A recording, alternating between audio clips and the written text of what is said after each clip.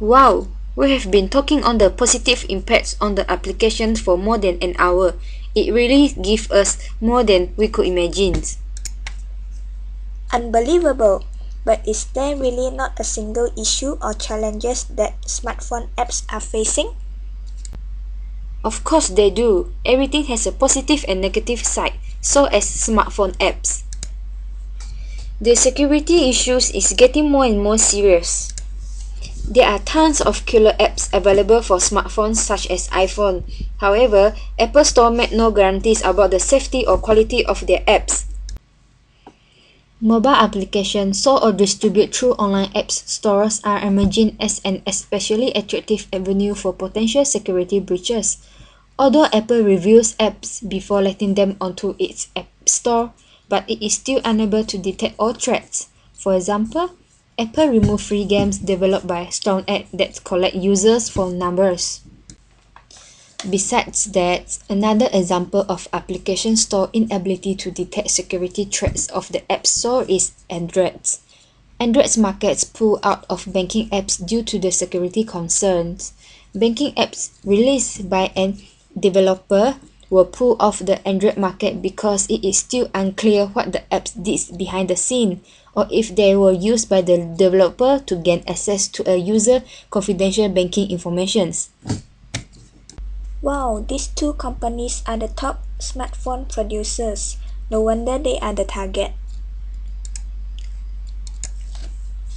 But the attitude of the smartphone owners is another factor. They are under the impression that their phones are significantly more secure than computers, which may not be true as attackers shift more of their attention to mobile devices nowadays. These attitudes of the users will definitely increase the chances of successful attacks on smartphone apps, which ultimately contributes to the security concerns regarding smartphone apps. I heard that there are no new enterprise iPhone security features from Apple were noted since the summer last year.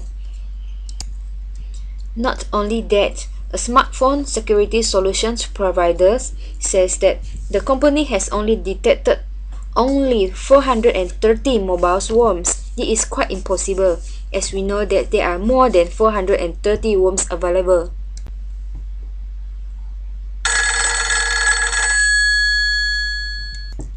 Whoa, what kind of number is this? Just reject it. This may be one of the so-called spoofing. Do you know there are some apps made for this purpose, where users can control the caller ID that appears on recipient's display to retain anonymity and hide their identity. In worst case, callers may distort the voice. Thus, this may give rise to the risk of fraudulent activities. Due to the geotagging feature, mobile localization and location-based services, the next issue of smartphone apps may arise. When location can be shared on social networks, users are exposing themselves to some potential dangers. Despite the fun of geotagging, users are not advised to publicize their vacation or outstation plans, as this may invite burglary. Besides, when location or interest-based advertisements are made, smartphone users' right to the location and interest privacy may be invaded. However, although consumers are innately aware of the value of personal information, some users may be willing to give up the right on their details in exchange of these personalized advertisements that are more relevant and less intrusive. Hey, look at this, man. This chick is hot. Hey, Michelle! The guy on the next table must be looking at some hot, sexy photos. Oh well, iPhone is famous with its pornography apps, and I heard that this app is growing day by day.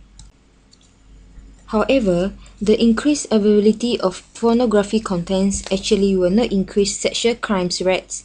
It actually helps in decreasing the sexual crimes. I do not believe that. Let me show you some evidence. A research done by Clemson professors shows that a 10% increase in internet access yields about a 7.3% decrease in reported rapes. He also concluded that although sexually explicit smartphone apps may expose minors to pornography during an earlier stage of their lives, it may actually do good to the society by lowering the sexual crimes. Is it beneficial to their mental development? Well, it depends, as it is based on the figures from research findings by others. These kids nowadays are crazy about Dota and Counter-Strikes. They even came here straight after their school just to play this game here. Those games are violent. Talking about games, do you know that besides pornography apps, there are also apps that have been pulled off or restricted due to the element of violence? For example, the violent apps such as Bang Bang, which turns the screen into a mock gun.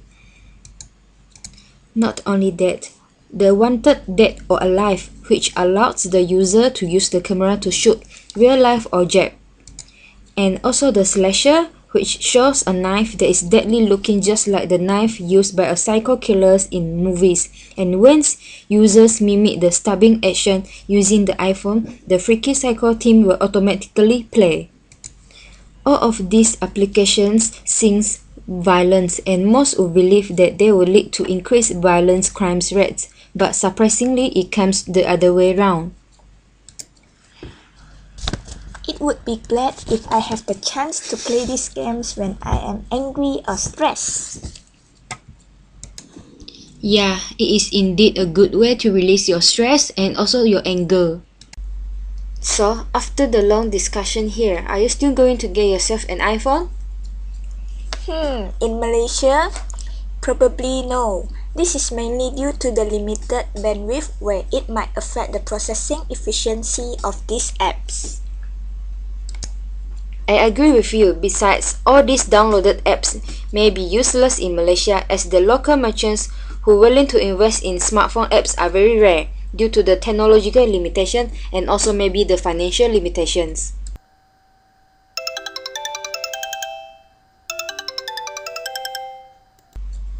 Oh, are you in a rush? Yeah, Mr. Rodney is calling. It's time to pick him up at school. Okay, see you then. Bye! Bye!